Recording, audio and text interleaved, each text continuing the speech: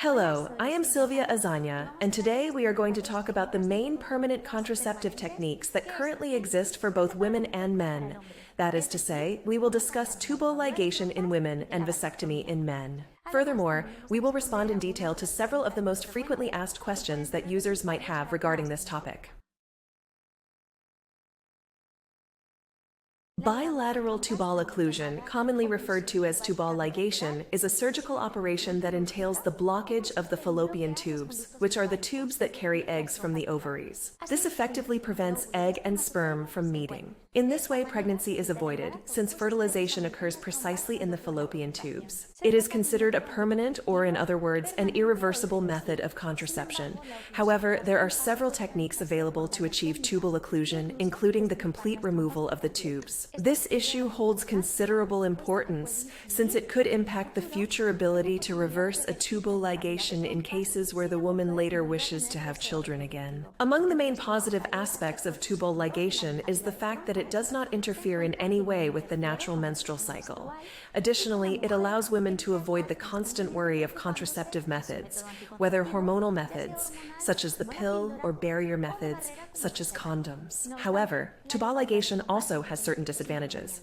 In addition to the risks associated with both anesthesia and the procedure itself, we can also mention it does not protect against sexually transmitted diseases. There is a possibility of spontaneous recanalization and unwanted pregnancy. In addition, there would be an increased risk of ectopic pregnancy. On the other hand, the fact that it is a method of contraception that is permanent can also be a disadvantage in the case that the woman decides she wants to become pregnant again. In the labels, I have included an article where you can find a lot more detailed information about tubal ligation.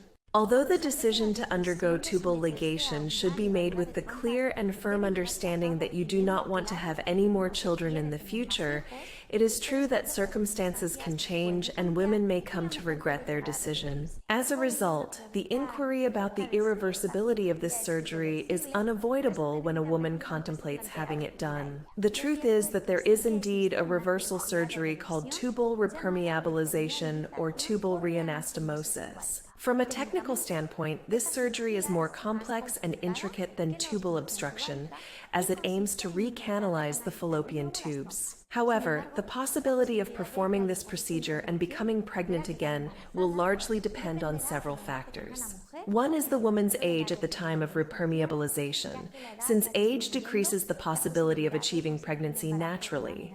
Another factor is the type of obstruction that will be performed on the fallopian tubes, since at least 4 centimeters of the tube must be preserved. In spite of this, having a tubal reanastomosis does not assure in any way that a natural conception will be possible. When tubal ligation cannot be reversed, or even if it can be reversed but fertility problems exist that would make it difficult to achieve pregnancy naturally, then assisted reproductive techniques must be used in order to increase the chances of conception.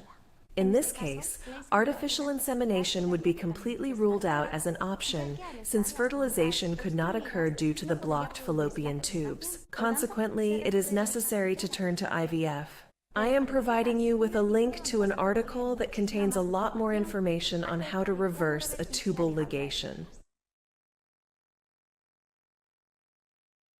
A vasectomy is a surgical procedure that involves cutting the vas deferens, which are the ducts that carry sperm, by accessing them through a small incision made in the scrotum. Consequently, even though a man continues to ejaculate normally after undergoing a vasectomy, the ejaculate will not contain any sperm. This means that azoospermia will occur. Because of this, pregnancy is prevented, and therefore vasectomy is considered a permanent method of contraception. It is considered a simpler procedure than tubal ligation in women, mainly because a vasectomy only requires the use of local anesthesia and usually involves fewer postoperative complications. However, it is important to note that it is necessary to wait for a period of 3 months, with more than 20 ejaculations during that time, before performing post-vasectomy semen analyses in order to verify that the procedure has been successful and that, indeed, no sperm are present in the ejaculate.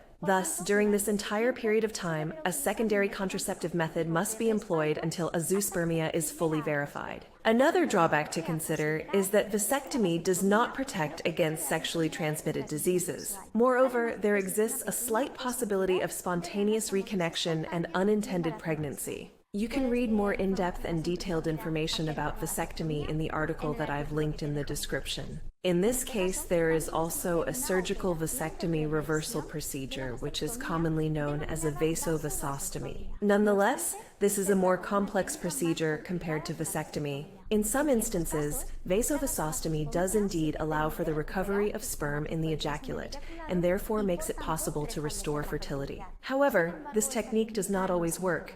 The more years that have passed since the vasectomy was performed, the lower the chances of success will be. If this recanalization of the vas deferens turns out to be unsuccessful, the man may then choose to undergo a testicular biopsy in order to obtain sperm directly from the testicle, which can later be used in assisted reproduction techniques. Nonetheless, it is possible to directly opt for a testicular biopsy without first having a vasovasostomy if one wishes to become a father after a vasectomy. This choice is particularly recommended for couples in which the woman is of older maternal age, since this factor decreases the likelihood of conceiving naturally. However, a good and practical option to avoid having to reverse a vasectomy or undergo a testicular biopsy later on is to freeze sperm samples before the vasectomy takes place. This way, frozen sperm will be available in case the man wishes to have reproductive desires in the future. If you want to know more about how to get pregnant after a vasectomy, you can read the detailed article that I've linked for you in the description below.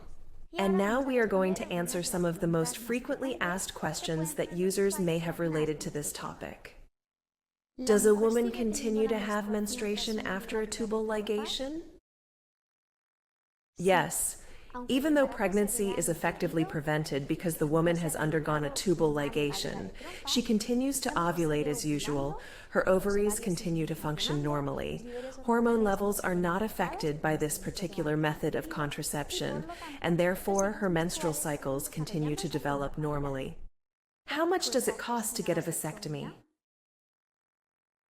The price of a vasectomy can vary and typically range from 600 to 500 euros. However, it should be noted that this cost can vary greatly from one clinic to another, so it is always advisable to obtain a detailed and precise quote before deciding to undergo the procedure. What are the advantages and disadvantages of permanent contraceptive techniques?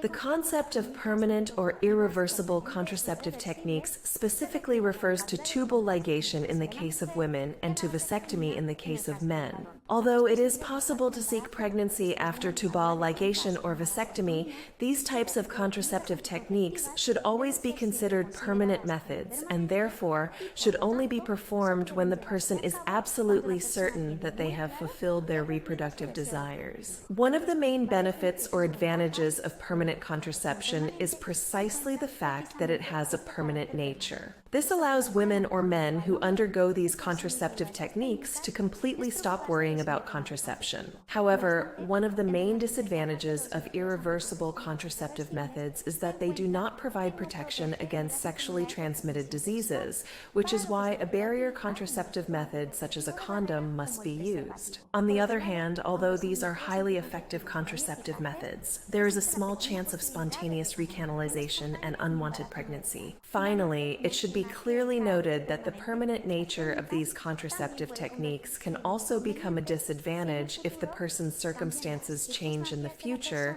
and they once again wish to have children. We would love to hear about your experience, so please feel free to leave us a comment below. If you liked the video, don't forget to give it a like, subscribe to the channel so you don't miss any of the upcoming videos, and I'll also leave a link in the description to an article where you can read much more information related to this topic.